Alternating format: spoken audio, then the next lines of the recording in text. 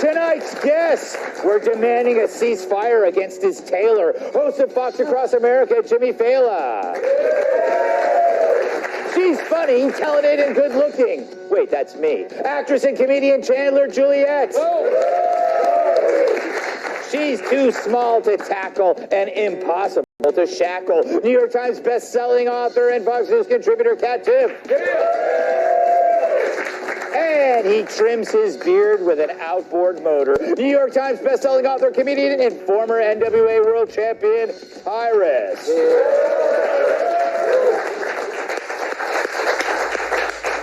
You know, Jimmy, since this is a story basically, about smuggling cocaine into the White House, we figured you'd be the expert on at least smuggling cocaine. You'll never get near the White House. What do you think is going on here?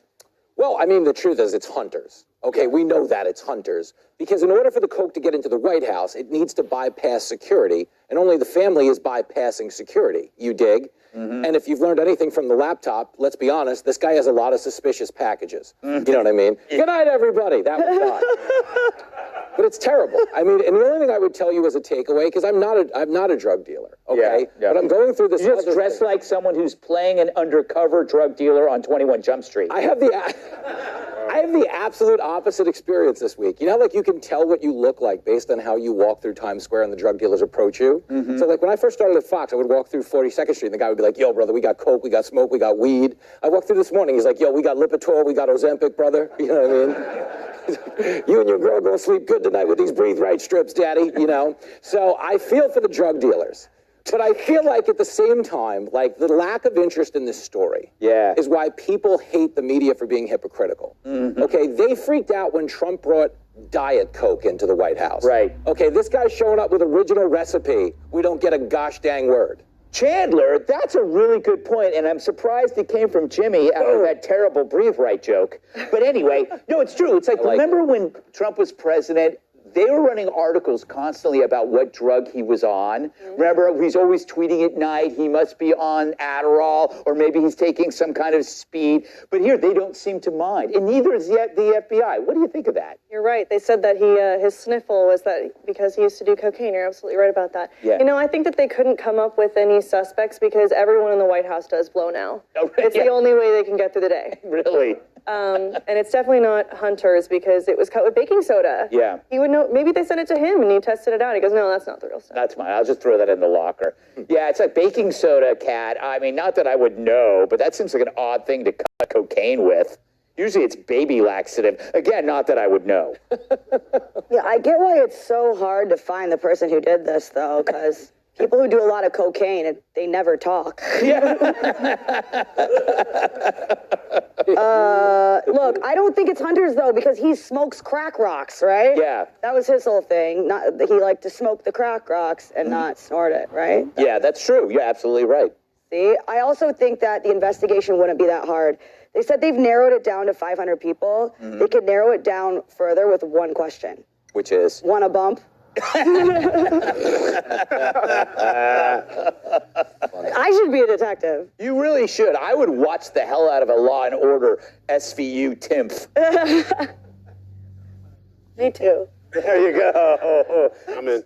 So, Tyrus, the story reminds me of a lot of stories in the media where they don't bother following up. Like we talked about, like how the homeless were just swept off the streets in San Francisco. Yeah, and where did they go? Nobody knows. You find coke, who does it belong to? Nobody knows. I guess we'll never find out. No, everybody knows. And you know what? I'm proud of everyone in this panel. You have never sold drugs. Yeah. Because you don't know that baking soda is how you make crack. Oh, really? So, my word. Yes. Listen, people, I'm going to educate you. Listen, I don't condone making crack, okay, but if you must, baking soda is important, okay? So they boil it down. You got to boil it down, and they use baking soda to rock it up. So he literally, it was not his cocaine. He said, I didn't have cocaine. Yeah. I had pre-crack in the locker room, but I didn't have cocaine in the locker room. Mm-hmm. He would be the guy who would buy that because he likes crack. He smokes crack, so if he does cocaine, he would do the same with the baking powder cut because that's what he likes. Yeah. And it's cheaper. And those of us who've seen the way he pays child support, he likes to save his money. Yes. So it's 1,000% his. Yeah. Everyone knew it was his stuff. Plus, I watch a lot of Forensic Files before I go to sleep at night. And one of the things, besides semen, that gets men in trouble all the time is these little things called fingerprints. Right. And plastic baggies are pretty good at catching fingerprints. So it shouldn't have taken very hard to go one dust and be like, oh, we got a print. Yeah. And it was a locker. Again, surface, very good at catching a print. So they already knew they want it to go away, and they try to confuse Americans saying, we've got 500 suspects. To where my thing, like, great, bring them in. I'd love to see the lineup. Yeah. So we know whose it is. It's his, and it won't come out until he's up out of it, because if it does get found out that it's his, he goes to jail. Yeah.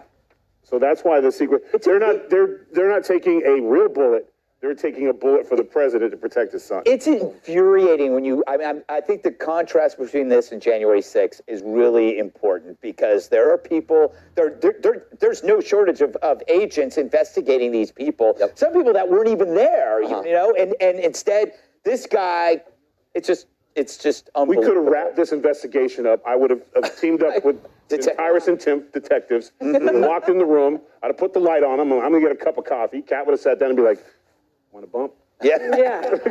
And then I would have come in, care for some baking soda, and we would have had it. Tim, would you have a catchphrase? Like, you know, like the guy. Yeah, it would be want a bump. No, I'm kidding. I would not have a catchphrase. I just love that, Tyrus, that you know the crack recipe. Like, I have a different... Yeah, I sold drugs when I was younger. I have a different Steve Ducey cookbook. I got to buy that one. All right. We must move on. Up next, data shows Trump's cruising while Joe's snoozing. If you'll be in the New York area and would like tickets to see Gutfeld, go to foxnews.com/Gutfeld and click on the link to join our studio audience.